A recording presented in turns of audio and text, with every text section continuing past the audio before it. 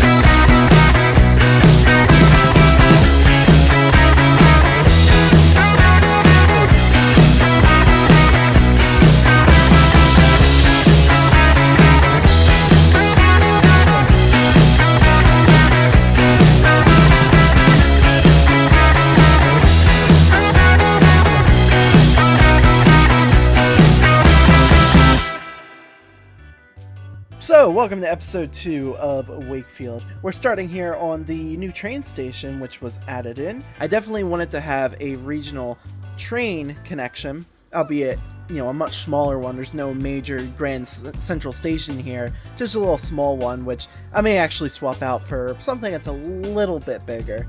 But that's going to allow train access to outside of the city, as well as some of the future towns along the main line as we grow further and further in the future. As I stated earlier, this episode's mainly going to focus on getting the majority of the city services up and running, as well as getting the main entrance to the city up to speed. One of the big things that happened in the early 1900s, as well as the 50s and 60s after the Eisenhower Act, was a lot of the federal highways that would connect major towns in rural areas were just built tremendously big. That's the only way I could really describe it. They were meant to be these vast, large highways, well, not even highways, more of just like these large avenues that were meant to connect neighborhoods and townships together. And that's something I kind of realized we needed with the entrance to the city, so I went ahead and upgraded that to a 4-lane highway. Now sadly, the footage I had, it didn't corrupt, but for some reason when I recorded it, the frame rate on the recording was just abysmal, so I cut that out. But you're going to see me construct some of the major intersections as well as some of the districts along the highway. In this episode, we'll have one of the major neighborhoods built, not only here in town, as you're seeing on screen right now, there's also one that's about a mile down the highway. We'll also have a regional hospital because as I said earlier, we had a lot of people getting sick, and we needed just a regional somewhere that people could go if they need to get medical treatment that's easily accessible by anyone that's in the greater Wakefield area. So now that the majority of the city services are up and running and the city itself is a bit sufficient, my goal is to kind of start on more of the detail aspects of the series. I believe the last major service that we need to take care of is electricity, since as you can probably see in a couple snippets of footage, there's just a bunch of windmills along the coast. That's temporary, that's not something I want there. Most likely the next episode or the following, I'm going to be constructing a power plant that's meant to power the greater Wakefield area.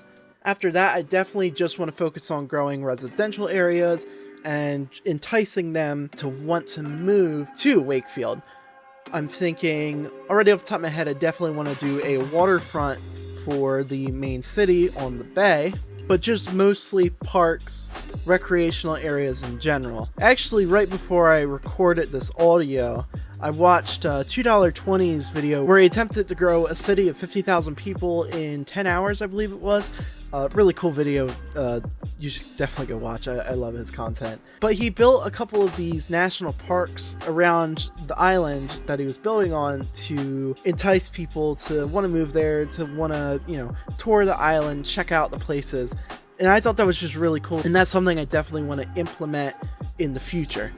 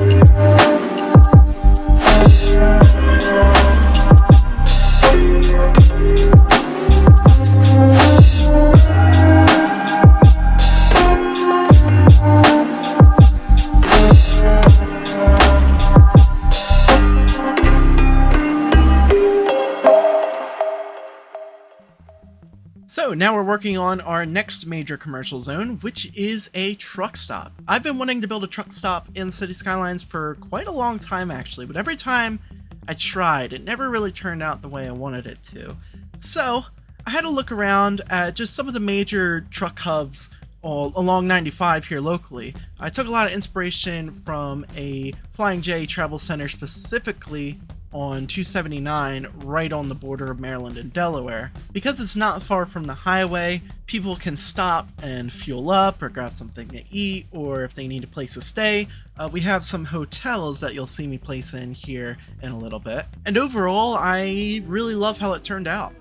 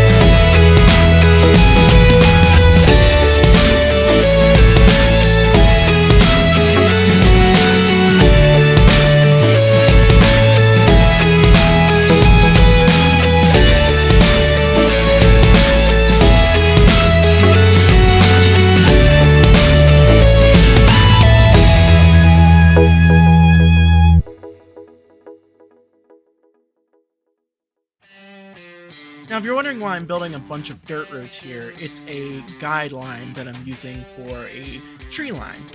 Now, why is there a random section of trees in this just wide open field in the middle? Well, in the 1980s, the region has claimed some of the zoning within the Wakefield Township for a future limited access connection to the interstate. What I'm building here is one of those sections that's owned by the DOT, or the township. However, once the 90s hit, there wasn't really much of a demand for a high-speed connection, since 257 was already there. So, they ditched the idea, but they kept the land in case future demand warrants a need for a new highway. The 2040 predictions for traffic in the Wakefield area do warrant a high-speed connection. However, we're a little bit early in the series for that, so you might see that in the future. We'll have to wait and see. We'll be building some new developments, which, if you're not familiar with my channel, I always let the community suggest names. So if you have a good name for these neighborhoods, feel free to drop it in the comments. Back in my Pulaski series, we got some pretty cool submissions, which I ended up using. But once we wrap up these neighborhoods, we're going to take care of our major garbage and health crisis that we had going on for a little bit, and that will be the end of the video. I'm going to leave the time lapse to play. If you are enjoying this video, be sure to hit the like button, it helps a lot. And if you want to see more like this, make sure you're subscribed and make sure you have the notification bell on, because as you can see with this episode, it took a little bit longer than anticipated. I'm hoping to run these on a bi-weekly schedule to allow for longer duration videos. But with that out of the way, my name's been Aaron. I hope you're all having a good day. Take care.